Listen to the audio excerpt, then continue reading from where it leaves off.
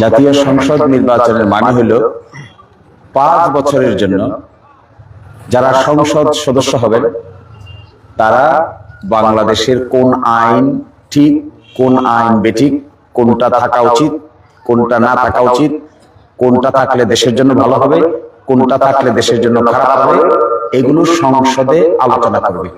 আলোচনা করে সবচাইতে ভালো যেটা দেশের জন্য, মানুষের জন্য, এই আইনটা গ্রহণ করবে। এই জন্য সংসদে একটা বিতর্ক হবে, পক্ষে হবে, বিপক্ষে হবে। আগে এগুলো দেখা যেতে পারে, এখন টেলিভিশনে, ফেসবুকে, ইউটিউবে এই বিতর্কটা দেখা যাবে।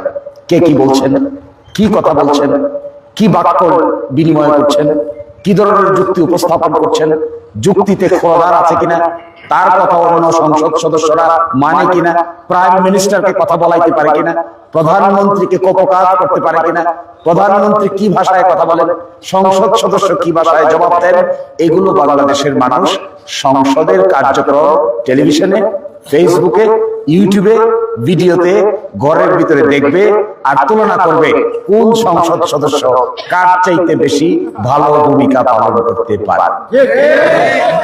এটা তো ফান না, এটা তো নাটক না। সংসদ সদস্য মানে তো নাটক করলে কাজ হবে না। সংসদ সদস্য মানে হলো লেখাপড়া জানতে হবে, যুক্তিতর্ক জানতে হবে, আইন কানুন জানতে হবে, যুক্তি উপস্থাপন করবে। যুক্তি যদি শক্তিশালী হয়, বাংলাদেশের সরকার সেই যুক্তি মেনে নিতে বাধ্য হবে। এইটার নাম হলো সংসদ সদস্য। এখন এসে দেখি লোকেরা বকাবকি করে, আরে সংসদ সদস্য হইতে হবে, বকাবকি কেন? এটা কি মানে? তো টেলিভিশনের সামনে সংসদে গিয়া এরকম বকাঝকা করে দেখেন দেখি বাংলাদেশের মানুষ লজ্জা, শরম, বেইজ্জতি ছাড়া কপালে আর কিছুই জুটবে না। সংসদ তো এটা পবিত্র জায়গা। কোরআন শরীফ পড়ে শুরু হয়, গীতা পাঠ করে শুরু হয় সংসদ।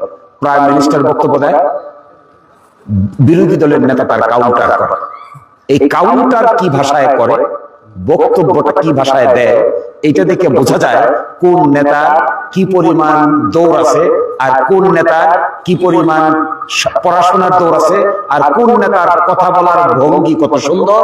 যার কথা বলার ভঙ্গি যত সুন্দর হবে, যার যুক্তি উপস্থাপন করার ব্যক্তিগত ক্যাপাসিটি যত অ্যাট্রাকটিভ হবে, আকর্ষণীয় হবে, দেশ এবং দেশের বাইরে তিনি সুনামধন্য সংসদ সদস্য হিসেবে বিবেচিত হবে।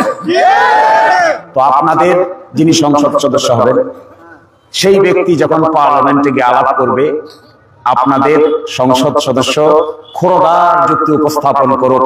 এটা কি আপনারা চান না? এটা দেখে আপনারা গর্ববোধ করবেন না, নাকি কার্য করলে গর্ববোধ করবে? কার্য করলে তো আপনার শরম পাবেন, আপনার লজ্জা পাবেন না। আপনার সংসদ সদস্য পার্লামেন্টে গিয়ে যদি আবুল তাবুল বলে, তাহলে আপনার ইজ্জত বাড়বে না কমবে? এখন তাহলে এই জাতীয় সংসদে কাকে পাঠানো হবে? কোন সেই ব্যক্তি, কার সেই ক্যাপাসিটি আছে? কে এই দেশের সংবিধান জানে? কে এই দেশের সংবিধানের পুঙ্খানুপুঙ্খ বিশ্লেষণ করতে পারে? কে পক্ষে বলতে পারবে, কে আবার বিপক্ষে বলতে পারবে? কার বলার মধ্যে তথ্য প্রমাণ থাকবে আর কার বলার মধ্যে তথ্য প্রমাণ থাকবে না, এই সিদ্ধান্ত যদি বাংলাদেশের মানুষ নিতে না পারে, তাহলে সংসদে গান আর গালিগালাজ ছাড়া ভদ্রলোকের কোনো আচরণ হবে না। আমি খুব হাসতাম, বিশ্ববিদ্যালয়ের ছাত্র ছিলাম আমি অনেকদিন আগে। তারপরে আইন পেশায় যাওয়ার পরে বিগত কিছুদিন আগে সংসদে গান বাজনা হয়েছে, এটাও দেখেছেন আপনারা? দেখে কি লজ্জা হয়েছে নাকি ইজ্জত বাড়ছে? সংসদ কি গান বাজনার জায়গা, বকাবকির জায়গা, খুশাখুশির জায়গা? কে খুশাখুশি করে? খুশাখুশি কে করে? গুতাগুতি কে করে সংসদে গিয়ে? গুতাগুতি সংসদে গিয়ে বাজে ভাষায় আনপার্লামেন্টারিয়ান শব্দ তারাই ব্যবহার করে, যাদের মাথার মধ্যে পড়াশোনা না জানার কারণে অন্যকে গালিগালাজ করাটাই একমাত্র কাজ মনে করে। আরে ভাই, আপনার কাম সংসদ সদস্য, আপনার নাম হবে সাংসদ। যাবেন বইপত্র নিয়ে, কথা বলবেন আগামী 100 বছরকে সামনে রেখে কি হবে এই দেশে, কি হবে মানুষের, কি হবে ভবিষ্যৎ প্রজন্মের, কি হবে বাচ্চা, কি হবে প্রতিবন্ধী, কি হবে দরিদ্রের, কি হবে কৃষকের, কি হবে থার্ড জেন্ডারের, তৃতীয় লিঙ্গের, আপনি 100 বছর পরে কি হবে 100 বছর আগে এটা চিন্তা যদি করতে না পারেন, তাহলে সংসদ সদস্য হয়ে সরকারের টাকা খরচ করা ছাড়া আর তো কোনো কাজ আপনার নাই। সংসদ সদস্য হলে একটা গাড়ি দেয়, এটা দিরাই মিটিং এ বলছিলাম, যেটা আমি নিতে চাই না। সংসদ সদস্য হলে একটা গাড়ি দেয়, 4 চাকার প্রাডো গাড়ি, পুরা বিনা পয়সায় দেয় না, ট্যাক্সটা ছাড়া গাড়িটা আনতে দেয়। আমি আশ্চর্য হয়েছি, বাংলাদেশে এরকম রাজনৈতিক নেতা আছে যারা শুধুমাত্র ওই গাড়িটাকে কেন্দ্র করে লক্ষ লক্ষ কোটি কোটি টাকার দুর্নীতিতে জড়িয়েছেন। একটা গাড়ির সামান্য কয়টা টাকার লোভ সামলাইতে পারে না, এই লোকের সংসদ সদস্য হইতে আল্লাহ কইছে না রাসূলে কইছে? তুই এখানে গেছস কেন? একটা গাড়ি কয় টাকা দাম? 2 কোটি 3 কোটি টাকা। 2 কোটি 3 কোটি টাকার লোভ সামলাইতে পারে না, চোখ ঠাটায়, কান ঠনঠন করে, পেট ভনভন করে, মাথা সনসন করে গাড়ি দেখলে। আচ্ছা, তোর মতো লোকের এই জাতীয় সংসদে যাইতে কইছে কে কইছে এটা? এটা লক্ষ লক্ষ মানুষের আস্থার জায়গা। বাংলাদেশের এইবারকার ভোট হলো 12,76,00,000। 12,76,00,000 লোক ভোট দিবে বাংলাদেশে, দিয়ে 300 জন সংসদ সদস্য নির্বাচিত করবে। এখানে সুন্দর আলোচনা হবে, ভদ্র ব্যবহার হবে, পক্ষে বিপক্ষে যুক্তি হবে, বইপত্র নেওয়া যাবে। এগুলো দেখে বাংলাদেশের নতুন প্রজন্মের মানুষ শিক্ষা গ্রহণ করবে, কিভাবে বিতর্ক করতে হয়, কিভাবে কথা বলতে হয়, কিভাবে উত্তর দিতে হয়, কিভাবে জবাব দিতে হয়।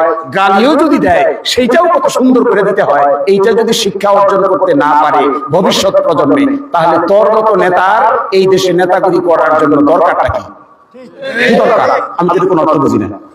আমি গিয়া সংসদে আওয়াজ আলোচনা করে দিলাম, তা আমার বাড়ির দিরাই সাল্লার একটা লোক যার বয়স এখন 18 বছর, হে টেলিভিশনে বসে বাড়িতে মোবাইলে দেখবে। এরপরে আমি উল্টাপাল্টা বলার পরে সংসদ সদস্য যেদিন দিরাই আসবে, আমারে দেখিয়া থুতু দেওয়া ছাড়া তো এর কপালে আর কিছুই বকেয়া থাকবে না। আর নিজের ছেলেরে কি শিখাচ্ছি, নিজের সন্তানকে কি শিখাচ্ছি, আমার বেটারে, আমার নাতিরে, ওইটারে কি শিখাচ্ছি? গালিগালাজ, বকাবকি, গুতাগুতি পছন্দ করেন? বাংলাদেশে যারা রাজনীতি করে তাদের সিংহভাগ রাজনৈতিক নেতা নেত্রীদের ছেলেরা, সন্তানেরা কেউ রাজনীতির সঙ্গে জড়িত থাকতে চায় না। কারণ কি জানেন? নিজে যে উল্টাপাল্টা করছে, নিজে দুর্নীতি করছে, নিজে উল্টাপাল্টা আলাপ করছে, মানুষের হক মারছে, পুলিশের সঙ্গে আলাপ করে আরেক বেটারে শায়েস্তা করতে চাইছে, আরেকজনের জেলে পাঠাইছে, আরেকজনকে জুলুম করছে। তখন কয় আমি না হয় এগুলা করলে করছি, আমার বাচ্চা তো আর এগুলি করার কোনো দরকার নাই। তো বাচ্চারা পাঠাই দিচ্ছে আমেরিকায় লেখাপড়া করে। বাচ্চা আমেরিকায় যায়, ফ্রান্সে যায়, ইটালিতে যায়, সৌদি আরবে যায়, কানাডায় যায়, যুক্তরাজ্যে যায় লেখাপড়া করতে। আর আমার আপনার কৃষকের সন্তান কই লেখাপড়া করে? বাংলাদেশে পইরা মইরা পচ্চা চাকরি না পাইয়া লেখাপড়া কইরা বেকার জীবন যাপন করতে করতে জিন্দিগির 12টা বাজে যেতেছে। আর এই সংসদ সদস্য তার ছেলেরে, তার মেয়েরে নিজে আর সংসদ সদস্য বানানোর জন্য রাজনীতিতে আনে না, কারণ রাজনীতি পচা, রাজনীতি পচা। এই নিজেই করে এটা, কিন্তু বাচ্চারা এই লাইনে আনে না। ও বাচ্চারা কই তুই বাবা ভালো থাক, পচি আমি নিজেই পচি। এই রাজনৈতিক সংস্কৃতিতে যদি ভালো কিছু করা না যায়, নতুন কিছু উপস্থাপন করা না যায়, দেশ ঠিক করার জন্য একসেট টকবগে তরুণ সংসদ সদস্যের জন্ম না হয়, যারা লেখাপড়া জানে, যারা মিথ্যা বলে না, যারা সত্যের পক্ষে থাকে, দুর্নীতি করে না, যারা সত্যিকার অর্থে লেখাপড়ার মাধ্যমে সংসদকে প্রাণবন্ত করে তুলতে পারে, এই ধরনের লোক যদি বাংলাদেশের সংসদে আমরা পাঠাইতে না পারি, তাহলে আমাদের ভবিষ্যৎ প্রজন্মের ভবিষ্যৎ অন্ধকার ছাড়া আলোর মুখ দেখার কোনো সম্ভাবনা নাই। কোটি কোটি লোকের বসবাস বাংলাদেশ, একটা বৈচিত্র্যময় দেশ। এখানে হিন্দু, মুসলমান, বৌদ্ধ, খ্রিস্টান, উপজাতি, ধনী, দরিদ্র, কৃষক, পেশাজীবী, কর্মজীবী, শ্রমজীবী, ট্রাক্টরজীবী, যে সমস্ত শ্রমিকরা কাজ করেন, বাইক চালান, ইজি বাইক চালান, মোটরসাইকেল চালান, হাজার হাজার লোক কর্ম করে খাচ্ছে। এই সব লোককে একসাথে করে বাংলাদেশকে যদি একটা মর্যাদাবান বাংলাদেশে রূপান্তর করতে হয়, তাহলে শিক্ষিত, মার্জিত, চিন্তাশীল, লেখাপড়া জানা, শক্তিশালী লোক যদি সংসদে প্রেরণ করতে আমরা না পারি, তাহলে এই বাংলাদেশের কপালে আগেই যা হয়েছে, গণতন্ত্র ধ্বংস হয়েছে, ভোটাধিকার ধ্বংস হয়েছে, একই কারণে আবার এই বাংলাদেশ ধ্বংস হওয়া ছাড়া নতুন কিছু কেউ দেখতে পাবে না। মানুষ জীবন দিয়েছে, হাজার হাজার মানুষ জীবন দিয়েছে, 30,000-এর মতো মানুষ পঙ্গুত্ব বরণ করেছে। কারো হাত নাই, কারো পা নাই, কারো চোখ নাই, কারো কান নাই, নারীরা মারা গিয়েছে, শিশুরা মারা গিয়েছে, ভ্যান শ্রমিক মারা গিয়েছে। তারপরে শিক্ষা হবে না? শিখতে হবে না? নতুন কিছু আনতে হবে না? নতুন যুক্তি পাঠতে হবে না? নতুন নেতৃত্ব লাগবে না? দেশটাকে সাজাইতে হবে না? দুর্নীতি থেকে মুক্ত করতে হবে না? অফিস আদালতকে মুক্ত করতে হবে না? নাকি এখনো সেই ভাগাভাগির রাজনীতির জায়গায় যদি বাংলাদেশকে নিতে হয়, এই ধিরাইশাল্লাহ লোকদেরকে ভাগাভাগির রাজনীতির জায়গায় যদি ফেরত নিতে হয়, তাহলে এটা হবে আমাদের জন্য সবচাইতে বড় দুর্ভাগ্যের বিষয়। আমি আপনাদেরকে অনুরোধ করে যাই, আমি একজন ব্যক্তি, আমার প্রাপ্তির কি আছে? কি বা এখান থেকে আমার প্রাপ্তি আছে? সারা দেশের দুনিয়ার বহু লোকের সঙ্গে জীবনে পরিচয় হয়েছে, জীবনের বহু দুনিয়ার গুরুত্বপূর্ণ জায়গায় চেয়ারে বসার সুযোগ হয়েছে, বক্তব্য দেওয়ার সুযোগ হয়েছে। আল্লাহ তাআলা আমাদেরকে এই সুযোগ দিয়েছেন, আমরা নিজেরা চেষ্টা করেছি, বাকিটা কপালে ছিল তাই আল্লাহ দিয়েছেন। আমি এখান থেকে যদি চুপ হয়ে যাই, আমি এখান থেকে যদি আপনাদের সঙ্গে কাজ করতে না আসি, আপনাদের গ্রামে গ্রামে না ঘুরি, কোথায় আগবাই, কোথায় শাসকাই, কোথায় মোহরাপুর, কোথায় বিলপা, কোথায় নারকিলা, কোথায় জাদগাঁও, এই সমস্ত গ্রামে যদি আমি না যাই গিয়ে তাদের জীবনযাত্রা সম্পর্কে যদি জানার চেষ্টা না করি, তবেও আমার জীবন চলে যাবে, আমাকে কেউ বাধ্য করবে না। কিন্তু গতকালকে গিয়েছিলাম জাদগাঁও, নারকিলা, সবগুলো মানুষকে ডেকে ঘন্টার পর ঘন্টা আলাপ করেছি। মনে হয়েছে সকলের মধ্যেই একটা বড় ধরনের আকাঙ্ক্ষা, সে আকাঙ্ক্ষাটা কি? পরিবর্তন চায়। কি চায়? নতুন প্রজন্মের মানুষদেরকে একসাথে করলে মনে হয় তারা টকবকে তরুণ, তাদের বয়স 18 বছর, 20 বছর, 22 বছর, তারা পরিবর্তন চায়।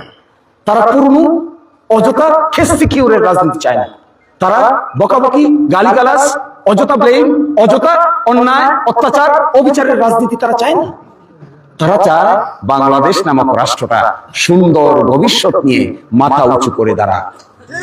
আর তা যদি করতে হয়, তাহলে শক্তিশালী নেতৃত্ব প্রতিষ্ঠা করা ছাড়া ব্যক্তিগত মারামারি আর দোষাদোষির মধ্যে যদি আমরা ঢুকে যাই, বাংলাদেশ নামক রাষ্ট্রটি আবার সেই একই গর্তে গিয়ে ভয়ানক পরিস্থিতির শিকার হবে। অত্যাচার নির্যাতন নিয়ে আমি একটা কথা বলে যাই, আমি ব্যক্তিগতভাবে মনে করি মামলা দিয়ে কোনো মানুষকে হয়রানি করা উচিত নয়। সুনির্দিষ্ট যদি কারো বিরুদ্ধে মামলা থাকে, তার বিরুদ্ধে আইনি পদক্ষেপ নেওয়া হবে। কিন্তু আন্দাজ অনুমান করে, সন্দেহের বশবর্তী হয়ে কোন মানুষের বিরুদ্ধে যদি আপনি অন্যায় অত্যাচারের রাস্তা বেছে নেন, এই অত্যাচার আপনি করতে পারবেন ক্ষমতার জোরে কিছুদিন ভাবসাব দেখাতে পারবেন, কিছুদিন পুলিশের গরম দেখাতে পারবেন, কিছুদিন অন্যের পিছনে লেগে অন্যকে বিরক্ত করতে পারবেন। অপেক্ষা করতে হবে, কিছুদিনের মধ্যেই এমন এক সময় আসবে, এই একই সিচুয়েশনে আপনাকে পড়ে আপনার জীবন বিপন্ন হইতে বাধ্য হবে। এই রাস্তা কেউ ধারণ করবেন না, এটা ব্যাড রোড, এটা বাজে রাস্তা। উত্তম রাস্তা কি? মানুষকে ভালোবাসতে শিখেন, মানুষকে হৃদয় দিয়ে অনুভব করতে শিখেন, দেখবেন মানুষ কত সুন্দর, অন্তরটা কত উদার, জীবনটা কত সুন্দর। শত্রুতা করবেন, মানুষের বিরুদ্ধে প্রতিশোধ নিতে যাইবেন, দেখবেন জীবন অনেক বর্বর, অনেক বাজে, অনেক নিম্নমান। মানুষকে ভালোবাসতে পারবেন, দেখবেন জীবন অনেক উন্নত, অনেক সুন্দর, beautiful. Life is beautiful, life is always beautiful. জীবন সবসময় একটা সুন্দরের নাম। একটা ছোট ফুটফুটে বাচ্চা যখন জন্ম নেয়, আমরা সবাই খুশি হয়ে যাই, কারণ একটা জীবন এসেছে, নতুন নবাগতর জন্ম হয়েছে। তার জন্য তো নতুন জায়গা তৈরি করতে হবে, সুন্দর জায়গা তৈরি করতে হবে, নতুন বাংলাদেশ বানাতে হবে, নতুন ধিরাইশাল্লাহ বানাইতে হবে, নতুন করে আইন কানুন সিস্টেম এস্টাবলিশ করতে হবে, দুর্নীতি থেকে বের হয়ে আসতে হবে, সত্যটাকে সত্য বলার মানসিকতা নিতে হবে, মিথ্যাটাকে মিথ্যা বলার টেন্ডেন্সি থাকতে হবে। শুধু আমার দল, আমার গ্রুপ, আমার পক্ষে, তোমার পক্ষে, এই বিতর্কে যদি আমরা জড়িয়ে যাই, তাহলে ধিরাইশাল্লাহর লোককে এক করার পরিবর্তে আমরা যদি বিভক্ত করি, তাহলে ধিরাইশাল্লাহর কপালে উন্নয়নের ছোঁয়া লাগানো যাবে না। উন্নয়নের ছোঁয়া লাগাইতে গেলে একতাবদ্ধ হওয়া জরুরি, একসাথে আসতে হবে। পারস্পরিক কিছু অসুবিধা থাকতে পারে, কিছু মতবিরোধ থাকতে পারে, কিছু মত পার্থক্য থাকতে পারে, কিন্তু এটাকে মুখ্য বিষয় বানালে উন্নয়ন করা যাবে না। উন্নয়ন করতে গেলে মনদা জনগণের জন্য করবেন, তো হাজার হাজার কোটি টাকা লাগবে। এই হাজার হাজার কোটি টাকা কোথা থেকে আসবে? সরকার থেকে আনতে হবে। যেটা সরকার দিবে না সেটা বেসরকারিভাবে ব্যবস্থা করতে হবে। কিভাবে ব্যবস্থা করবেন? আপনাকে তো পার্লামেন্টে যেতে হবে, যুক্তি উপস্থাপন করতে হবে, অ্যাটেনশন ড্র করতে হবে। এই ভাটি অঞ্চলে বাড়তি কিছু টাকা দরকার, এটা বুঝাইতে হবে। বুঝানোর পরে এই ভাটি অঞ্চলে সরকার টাকা যে খরচ করবে, তখন সরকার উদ্যোগী হয়ে আপনার সঙ্গে বসবে, সরকারের সঙ্গে বসবেন, ইঞ্জিনিয়ারের সঙ্গে বসবেন, প্ল্যান করবেন, টেবিলে বসবেন, একটা প্ল্যান করবেন, এটা ঠিক হয় না, এটা কাটবেন, আরেকটা প্ল্যান করবেন, ওইটা বেঠিক, এটা কাটবেন, আরেকটা প্ল্যান করবেন। এই দিবারাত্রি রজনী যারা যাপন করতে পারবে, তারা ছাড়া এই দিরাইশাল্লাহর উন্নয়ন আর কারো দ্বারা সম্ভব হবে না। বাকিটা আপনারা বিবেচনা করবেন। আমি মনে করি আমার চাইতেও ভালো ব্যক্তি, শক্তিশালী কর্মঠ ব্যক্তি যদি আপনারা পান, আপনারা তাকে ভোট দেন, তাকে ভোট দেন। আমার ভোটটাও আমি তাকে দিয়ে দিব। সাহস করে সত্যিকার অর্থে নেতা যদি হন, সকলেরই এই কথা বলা উচিত। যদি সত্যিকার অর্থে জনগণের কল্যাণ চান, আর উপরে কল্যাণ চান আর ভিতরে নিজের চেয়ার ঠিক রেখে চান, তাহলে তার কল্যাণ করতে পারবেন না। আমি তো বলছি, আমি যদি দেখি সত্যি একেবারে নিজেকে সাক্ষী রেখে বলছি, আল্লাহকে সাক্ষী রেখে বলছি, আমার কাছে যদি মনে হয় আমার চাইতেও কোন লোক এই দিরাইশাল্লাহ এসে গেছে যে সত্যিকার অর্থে এই বড় বিষয়টা বাস্তবায়ন করার ক্ষমতা আছে, ক্যাপাসিটি আছে, ব্যক্তিগত যোগ্যতা আছে, লেখাপড়া আছে, পরিকল্পনা আছে, সরকারের উপর প্রভাব আছে, দেশ দেশের বাইরে নেটওয়ার্ক আছে, এরকম কোন ব্যক্তি যদি সত্যিকার অর্থে এসে যায়, আমি আমার প্রার্থীতা উজ্জ্ব করে দেয়া, নিঃশর্তে একেবারে পাবলিকলি ঘোষণা দেয়া, টেলিভিশন পত্রিকা ডেকে আমি আমার ভোট তাকে দিয়ে দিতে আমার কোনো আপত্তি নাই, কোন আপত্তি নেই। আমি তো আমার বিজয় চাই না, আমি আমার দিরাইশাল্লাহর উন্নয়ন চাই। নাকি আমার মাতব্বরি চাই? আমি যদি মাতব্বরি নাও করি, অন্য কারো মাতব্বরিতেও যদি দিরাইশাল্লাহর উন্নয়ন হয়, তাতেও আমার কোনো আপত্তি নাই। আপনাদের আছে? কেন থাকবে? আমি তো আমার রাস্তাঘাট চাই, ওটা যে বেটাই করুক, আমার সমস্যা কি? করুক না, আরেকজন আসুক, আমি তাকে হেল্প করে গিয়ে সালাম কালাম বিনিময় করে বলে আসবো, চলেন ভাই, আপনি করেন, আপনি করেন, আপনি করেন, আমরা আপনার পিছিয়ে আছি, আপনার পিছিয়ে আছি। তো মনটা যদি বড় হয় তাহলে বড় করে দেখতে পারবেন। মনটা যদি মুরগির মতো হয়, জিন্দিগিতেও আপনি হাঁসের জায়গা দিতে পারবেন না। কলিজাটা তো বড় করতে হবে। আচ্ছা, রাজনীতি কি কারো বাবার সম্পদ? দিরাইশাল্লাহ কি কোনো ব্যক্তি বিশেষের পকেটের জমি? এটার একক মালিক আছে? আমরা সবাই মিলে মালিক, 5 লাখ লোক, এভরিবডি ইজ দ্য ওনার, সকলেই এটার মালিক। তো এটাকে আমার বাপ দাদা কামাই করছে দিরাইশাল্লাহ, তা আমার পকেটে কেন ঢুকাইতে চাই? কেন, কি কারণে ঢুকাইতে চাই? আমার পকেটে ঢুকানো চাওয়া এটা কি উচিত নাকি এটা উচিত? যোগ্য লোক যারা আছেন একসাথে হন, সত্যিকার অর্থে যারা পরিবর্তন করতে পারেন তারা একসাথে হন, বসেন, একসাথে বসি, আলোচনা করি, আলোচনা করে দিরাইশাল্লাহর মানুষ যেটাকে ভালো মনে করবে, যাকে ভালো মনে করবে তাকে গ্রহণ করবে। এই ব্যাপারে কারোই কোনো আপত্তি থাকার কথা নয়। যদি এই ব্যাপারেও কারো আপত্তি থাকে তাহলে ধরে নিতে হবে বিচার মানি, কিন্তু তাল গাছটা আমার। কতক্ষণ বিচার মানে? যতক্ষণ তাল গাছটা আমার পক্ষে আছে। যখন তাল গাছটা আরেক বেটারে দেওয়ার প্রশ্ন উঠবে, এইবার আর বিচার টিচারের দরকার নাই। হইল এটা কোনো বড় মাপের নেতার কাজ হইল? বড় মাপের নেতা কেমন হবে? বড় মাপের নেতা দেখবে কি? দেখবে 5 লক্ষ লোক, এর মধ্যে সাংবাদিক আছে, এর মধ্যে শিক্ষিত লোক আছে, এর মধ্যে অশিক্ষিত লোক আছে, এর মধ্যে কৃষক আছে, এর মধ্যে ডেলেভারার আছে, শ্রমিক আছে, নারী আছে, পুরুষ আছে, হিন্দু আছে, মুসলিম আছে, ইভেন তৃতীয় লিঙ্গের যাদেরকে আমরা হিজড়া বলি তারাও আছে। তাদের কি বাঁচার অধিকার আছে না? এই সমাজের সদস্য না এরা? বড় নেতা হইতে গেলে আপনি একটারে ধরবেন, আরেকটারে ছাড়বেন, একটারে কান ধরে উদ্বোস করবেন, আরেকটারে পকেটে নিয়ে হাঁটবেন। এই যদি হয় মানসিকতা, তাহলে দিরাইশাল্লাহ লোককে সারা জীবনে ঐক্যবদ্ধ করা সম্ভব হবে না। মানসিকতার পরিবর্তন করে, আমি আপনাদের কথা লম্বা হয়ে যাচ্ছে, লাস্ট কথা বলে শেষ করে দিচ্ছি। সংসদ নির্বাচন, এটা ইউনিয়ন পরিষদের নির্বাচন, এটা উপজেলা পরিষদের নির্বাচন না। এখানে উপযুক্ত লোক যদি প্রতিনিধি না হয়, তাহলে ওই সংসদে গিয়া পিছনের লাইনে বসে থাকা ছাড়া আর কোনো উপায় খুঁজে পাবে না। তো আমি আপনাদেরকে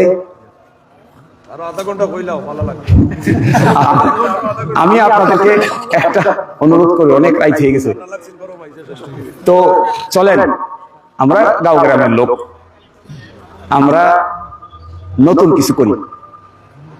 করতে চান নতুন কিছু? পারবেন নতুন করতে? আমি আপনাদের এখানে অনেক কিছু চাইলে আমার এখানে আসতে হয়, মাঝে মাঝে আমার দুঃখ হয়, যে অনেক কিছু চাইলে যেখানে আসতেছি এইটা পরবর্তীতে কিভাবে মেনটেন করব, এটা আমার মধ্যে চিন্তা আসে। কিন্তু চিন্তা আসা স্বাভাবিক না? আমার পরিবার আছে না, আমার বউ বাচ্চা আছে, তো আমার বাপ মা আছে, তো তারা আমার কাছ থেকে অনেক কিছু চায় না? চাইবে তো। আপনার পরিবার যেমন আপনার কাছ থেকে চায়, আমারও তো পরিবার আমার কাছ থেকে চায়। তো পরিবার তো ঢাকায়, আমি তো ঘুরে বেড়াইতেছি ডাবকায়, চকবাজার, উর্দনপুর, কাইমা, মধুপুর, গোচ্চা। এখানে আমার পরিবার আছে? আমার বেটারা, ছেলেরা, বউরা এখানে আছে কেউ? তো তা আমার আকর্ষণটা কি? আমার আকর্ষণটা কি? আপনি সারা রাত চেষ্টা করে, সারাদিন কাজ করে, রাতের বেলা বাসায় গিয়ে বাচ্চাদের মুখ দেখবেন, তখন আপনার একটা মনের ভিতরে শান্তি আসে, আসে না? তো আমি সারা রাত সারাদিন কাজ করে রাতে গিয়ে বাসায় কার মুখ দেখবো? আমার বউ তো এখানে নাই, সুখ দুঃখের আলাপ করার তো সুযোগ নেই।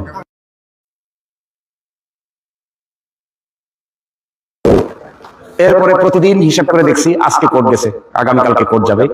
এই সময় কোর্ট কাছারিতে থাকলে অনেক টাকা আয় করার সুযোগ আছে, অনেক। এগুলো এই টাকা দিয়ে আপনাদের কারো কারো মসজিদ, মাদ্রাসা, মন্দির ব্যক্তিগতভাবে করে দেওয়া সম্ভব। কিন্তু এটাকে তো আমি ডাইনে বামে রেখে আসছি এখানে, এটা পাশ কাটায় আসছি। তো রোজই সকালে ফোন দেয়, স্যার কালকে আসবেন না, কালকে আসবেন না, কালকে আসবেন না। বলি পরের দিন আসবো, বলে আগামী সপ্তাহে আসবো। আমি মনে মনে ভাবছি আগামী সপ্তাহ, আজকে কালকে বলে বলে বলে বলে কোনো সময় কোনোভাবে নির্বাচনের সময়টা পার করে দিতে পারলে। তো এই যে একটা তাল বাহানার আশ্রয় আমি নিচ্ছি, আপনারা যদি আমার দায়িত্বের এক অংশ নিজের ঘাড়ে তুলে নিতে না চান, তাহলে আমাকে একা এত কষ্ট পরিশ্রম কেন করাবেন?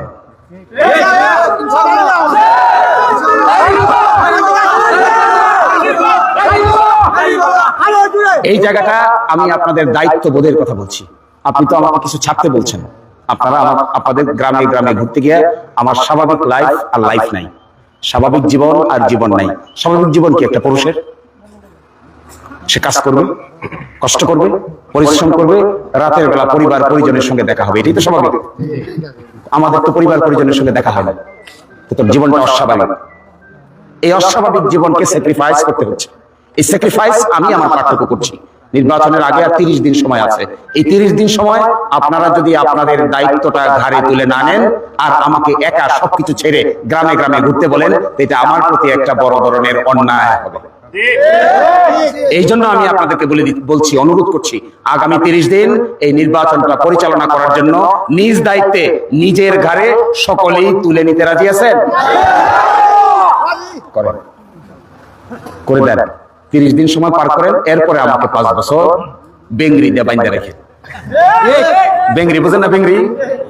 এরপরে 5 বছর আমার বেঙ্গরি দিয়ে বাইন্দা রাখেন। কিন্তু এই 30 দিন নিজের গাড়ি দায়িত্ব নিয়ে আত্মীয় স্বজন, পাড়া প্রতিবেশী, ভাই ব্রাদার, এই পাইছি আমাদের এলাকার জামাই, এই যে এসে বসে এখানে আমাদের এলাকার জামাই, আপনিও যদি কোনো এলাকার জামাই থেকে থাকেন তাহলে ওই শ্বশুর বাড়িতে ভোটের উদ্দেশ্যে যান।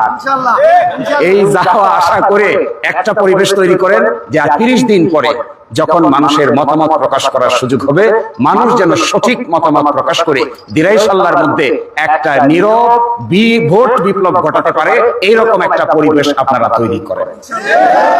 এরপরে আমার দায়িত্ব দিবেন, যা যা আমি বলছি তা যদি আমি না পারি, দিরাই বলে গেছিলাম, তা যদি আমি না পারি আমাকে বাস স্ট্যান্ডে দাঁড়া করে জিজ্ঞাসা করবেন যে আপনি যা ওয়াদা দিয়েছিলেন এই ওয়াদা বাস্তবায়ন করতে পারলেন না কেন, আমাদেরকে জবাব দিয়ে তারপরে যাই।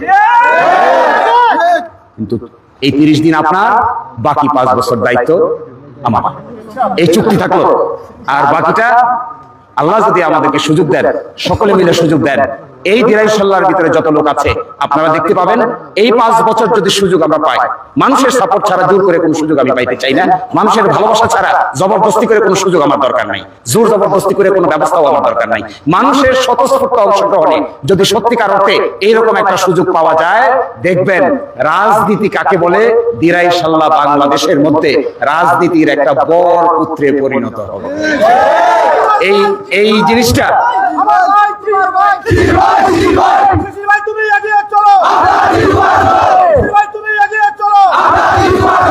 এই সুন্দর সোনালী স্বপ্ন, সোনালী সকাল ফিরে আসুক, আমরা সকলে মিলে একসাথে হই, ধর্ম বর্ণ নির্বিশেষে দিরাইশাল্লায় একটা পরিবেশ হোক যেখানে প্রতিটা মানুষের জীবন নিরাপদ, সম্পদ নিরাপদ, আত্মসম্মান নিরাপদ। সেটা দেখতে পারলে আমারও ভালো লাগবে, আপনাদেরও ভালো লাগবে। এই প্রত্যাশায় আজকের মতো এখানে বিদায় নিচ্ছি। আসসালামু আলাইকুম।